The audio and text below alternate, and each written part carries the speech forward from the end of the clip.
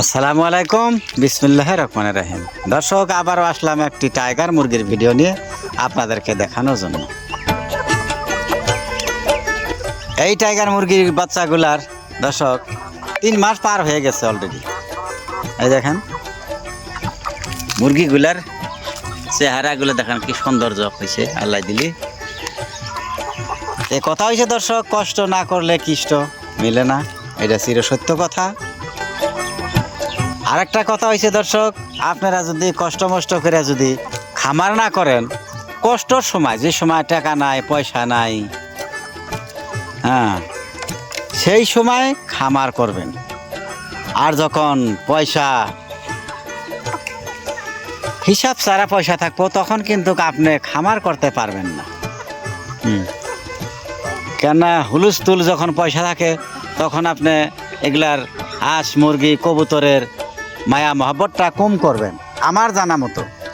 আর যখন টাকা থাকবো না তখন ওই সময় যদি কষ্ট মষ্ট করে যদি খামার বানান, ওই প্রাণীগুলোর উপরে আপনাদের ভক্তি শ্রদ্ধা থাকবে। কেননা যে না, এত কষ্ট মষ্ট করে এতগুলো টাকা দিয়ে বানাইলাম, খামার যদি ভবিষ্যৎ মইরা যায় তাহলে কিন্তু একবারে মার্ডার। এই কথাটা আপনার ভিতরে সবসময় স্মরণ থাকবো। যার জন্য আপনার হাতে যখন টাকা পয়সা থাকবো না, পকেট ফাঁকা, তখনই আপনারা এই খামার বানানি চেষ্টা করবেন। আর যদি খামার বানানোর মতন বানাবেন, লামসাম করে বানায় লাভ নাই। এই যে দেখতেছেন ঘরটা বানাইছি, এটা কিন্তু 2 তলা ঘর। এটা নিচেও এই যে শীতকালে এই যে নিচে বেড়া দেবো নিচতলাটা, এই যে রাজা হাঁস থাকবো, রাজা হাঁস হয়তো আপনার এই জাতের টাইগার মুরগিগুলো থাকবো। এই যেগুলো দেখতেছেন আমার সামনে, এগুলা থাকবো। আর এই যে উপরতলাটা দেখতেছেন যে এইটা কিন্তু উপরতলার ঘরটা, এই যে হ্যাঁ, তো এই ঘরে এই ঘরে আছে কবুতর, তারপরে লোকাল মুরগি থাকে, আর কয়টা ছাগল আছে। যাই হোক দর্শক, আমার এই জায়গাটায় এত হাইট করে ঘর বানানোর কারণ হইল বর্ষাকালে কিন্তু পানি হয়। এই যে ছোটো মোটো একটা পুষ্করণী ফিশারি দেখতেছেন, এই জায়গাটা কিন্তু পানি হয়। আমি চিন্তা করলাম যে এই জায়গাটা যদি মাটি কাটি, এই জায়গাটা যদি মাটি কাটা হয়, এই জায়গাটা যদি মাটি কাটে যদি আমি ঘর বানাই, তাহলে কিন্তু বহুত মাটি কাটা লাগবো, আর জায়গাটা কিন্তু ব্লক হয়ে গেল। যার জন্য আমি জায়গাটা ব্লক করি নাই, মাছও ছেড়ে দিই এই জায়গাটার মধ্যে, যাতে বর্ষাকালে গেলে মাছ ঘুরে ফিরে খাইতে পারে, হাঁসগুলো উপরে থাকতে পারে। হ্যাঁ, যার জন্য আমি এই ধরনের 2 তলা করে ঘর বানাইছি। কারণ হইল এই। যাই হোক দর্শক, এই যে দেখতেছেন, এই যে আমার বাচ্চাটা জাল মারতেছে, জালের পাশে পাশে ঘুরে বেড়ায়, খালি আতার খাবো, তার মানে মাছ খাবো খালি।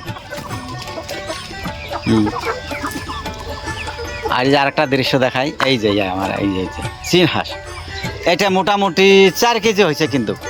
এই যে দেখেন, এই যে আর কালাটা দেখেন ময়ূর পাখির মতো দেখেন, উপরের পিঠটা চিল করতেছে। এখন সকাল সকাল ভালো করে বোঝা যায় না, রোদ উঠলে তখন লাইট করলো নি, কিন্তু এখন কিন্তু বুঝতেছেন না আপনারা। হ্যাঁ, তে কথা হইলে দর্শক, যদি আপনারা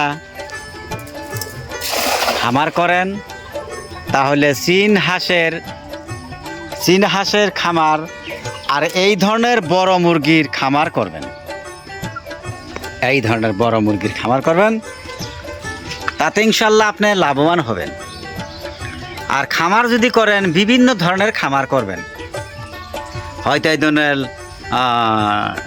বড় জাত টাইগার মুরগি, তারপরে আপনার ঘরে লোকাল মুরগি, হ্যাঁ, তারপরে এই যে দেখতেছেন এই যে চীন হাঁস, এই যে চীন হাঁস, এই যে আচ্ছা, তারপরে দেখাইতেছে এই যে চীন হাঁসগুলা, এই যে আপনার রাজা হাঁস। রাজা হাঁসগুলা সবগুলা এগুলা রাজা হাঁস না, কথা হয়েছে যে 3টা আছে রাজা হাঁস আর 10টার ভিতরে 7টা আছে রানী হাঁস, তার মানে মেয়ে হাঁস। মেয়েগুলা রানী আর পুরুষগুলা হয়েছে রাজা, যার জন্য আমি রাজা রানী বললাম। তো যাই হোক দর্শক, এই যে দেখতেছেন, তারপর এই যে কয়েকটা লোকাল মুরগি আছে। হ্যাঁ, এই যে দৌড় ফেরে গেছে আছে, এগুলো কিন্তু লোকাল। এই যে লোকাল মুরগি, এই যে কই বা গেছে আর